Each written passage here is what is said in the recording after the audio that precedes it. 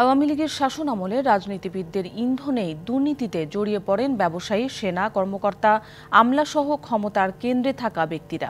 তাই ঢালাওভাবে কোনো শ্রেণী পেশাকে দায়ী না করে দুর্নীতিবাজদের চিহ্নিত করে শাস্তি দেওয়া উচিত বলে মনে করেন বিশ্লেষকরা।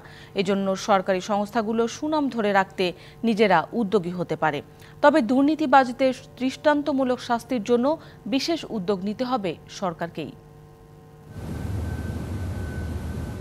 শেখ হাসিনা সরকারের প্রায় ১৬ বছরের শাসনামলে প্রতি বছর দেশ থেকে পাচার হয়েছে গড়ে $১৬ বিলিয়ন।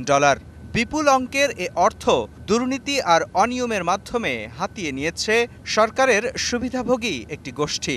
শ্বেতপত্র প্রণয়ন কমিটির এক জরিপে এসেছে, জনগণ মনে করে দুর্নীতিতে রাজনীতিবিদদের ছাড়িয়ে শীর্ষে ছিলেন কিছু সেনা কর্মকর্তা ও আমলা। যে ক্ষমতার যে চৌর্যতন্ত্র হয়েছে তার মূল স্তম্ভ হিসেবে উর্দি পড়া, উর্দি ছাড়া আমলারা কাজ করেছে। স্বেচ্ছাচারী প্রকল্প, ইচ্ছেমতো ব্যয় বাড়ানো সহ নানা উপায়েই হয়েছে এ দুর্নীতি।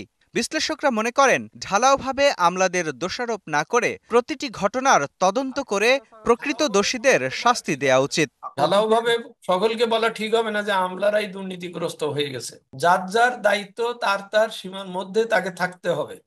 তিনি এই সীমা লঙ্ঘন করে তিনি কারোর প্রতি অতি আনুগত্য প্রকাশ করে বা অতি করে কাজ করতে পারবেন না, করলে তিনি দায়ী হবেন।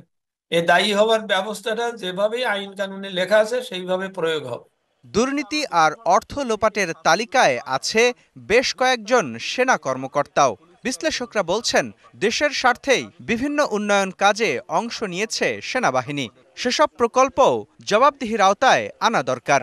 আর্মি তো ধরেন আপনার একটা ডিসিপ্লিন ফোর্স, এখানে দুর্নীতি হওয়া উচিত নয়, সেকেন্ড ব্যালেন্স এখানে অনেক বেশি। তারপরেও যখন হয় তখন আপনি এটা বুঝতে হবে যে সরকারি ইনভলভমেন্ট এখানে অনেক বেশি ইনডাইরেক্টলি। সরকারের চাওয়া সেইটাকে এক সময় এসে কিন্তু সে যাই হোক এটাকে পূরণ করতেই হয়, এর বাইরে দাঁড়িয়ে থাকা কিন্তু সম্ভব হয় না। শ্বেতপত্রের দলিলকে আমলে নিয়ে এখন প্রত্যেকটি ঘটনার আলাদা তদন্ত করে শাস্তির তাগিদ বিশ্লেষকদের। কোন একটা গোষ্ঠীর ভিতরে কারোর যদি দায় থাকে, রাষ্ট্রের ক্যারেক্টার হলো সেটা সুবিচার করতে পারে কিনা, প্রত্যেকটা গোষ্ঠীর চরিত্র এইটাতে প্রকাশ পায় যে তিনি পেশাদারি থেকে এই প্রক্রিয়ায় সহায়তা করেন কিনা। সেই সঙ্গে বিগত সময়ে ঘটা প্রতিটি অপরাধের দায় সামগ্রিকভাবে আওয়ামী লীগ সরকারকেই নিতে হবে বলেও মনে করেন বিশ্লেষকরা। মুস্তফা মাহবুব, ডিবিসি নিউজ, ঢাকা।